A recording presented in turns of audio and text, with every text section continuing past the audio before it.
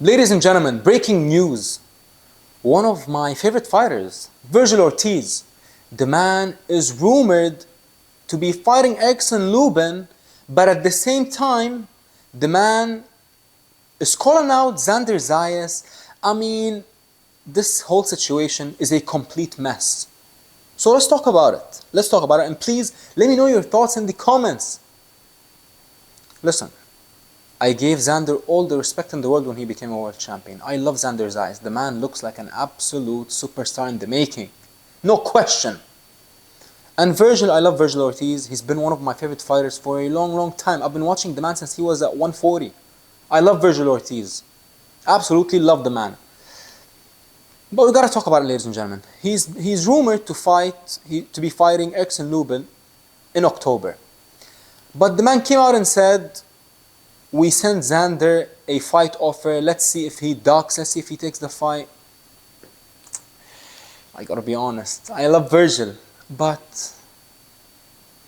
And then Xander exposed the situation and he put out the email. It wasn't a fight offer. It was more of a question.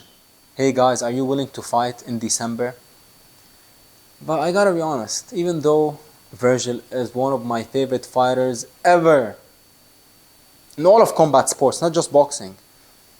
But Vergil, my lovely brother, Xander is the champion. We gotta be honest. Xander is the champion. And Xander, Bob Arum came out and said that Xander will have a homecoming fight at the end of the year. So when Vergil comes out and says that Xander is ducking the fight, and that Xander is trying to maneuver his way out of this fight, I mean, let's be honest, Vergil doesn't have any leverage when you talk about the situation versus Xander Zayas. Let me tell you why. And like I said, ladies and gentlemen, Vergil is amazing, and Xander, they're both amazing fighters. But Vergil is 27 and the man is yet to become a world champion. Xander became a world champion at 22 years old. And Xander, even though Vergil beat much better opposition. I mean, Vergil's last two opponents are in the top 5 at 154, and he's still yet to become a world champion. And Xander just beat someone who I have never heard of, to be honest. And he became a world champion. So I get where the frustration is coming from when you are on the side of Vergil Ortiz. But I also understand where Xander is coming from. He's like, hey, you want to fight me? Come to Puerto Rico. My next fight is in Puerto Rico. I'm a world champion. I'm the youngest world champion in boxing. Not only am I a world champion, but I am the youngest one in the sport. And my next fight is a homecoming fight. And you don't dictate the terms. And then if you actually saw the email that Vergil's manager sent to Xander's manager, in the contract he said, this is it's going to be a 50-50 split. Based on what? Xander is younger, he's the world champ. He's the one who's gonna have a homecoming fight. You know, like, I love Vergil Ortiz. I hate to say this, ladies and gentlemen, but I gotta be honest. I'm always honest. Yes, we all love both men, Vergil and Xander. They are amazing, but we gotta be honest. I mean, Vergil's manager is sending the negotiations info as if Vergil is the A side and the world champion. No, ladies and gentlemen, we gotta be honest. We have to be honest. So this fight is not happening. I'm telling you right now, this fight is not gonna happen. And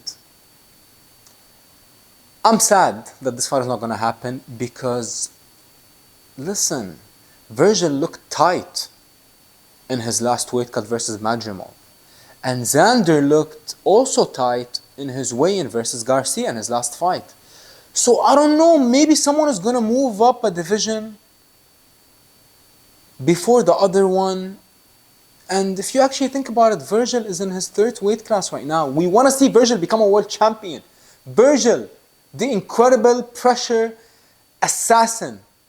We need to see the man become a world champion, but he is in his 3rd weight division.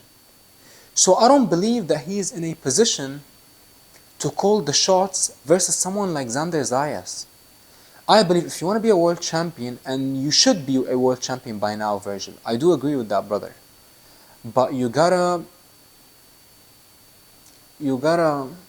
put your ego, or your manager gotta put the ego on the side and put the greatness first, because like we said, you're yet to become a world champion. I mean, Giron, Xander, all his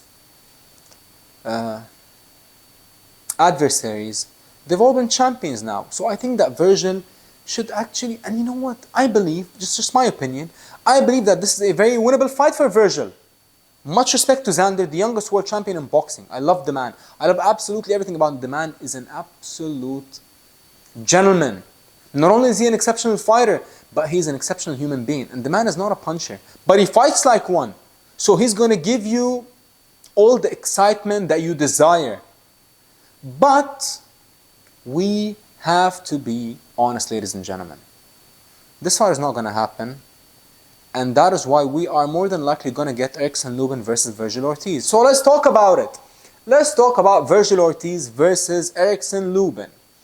Listen, Erickson Lubin is a part-time fighter. What? The man has had 3 fights in like nearly 4 years. That is absolutely crazy.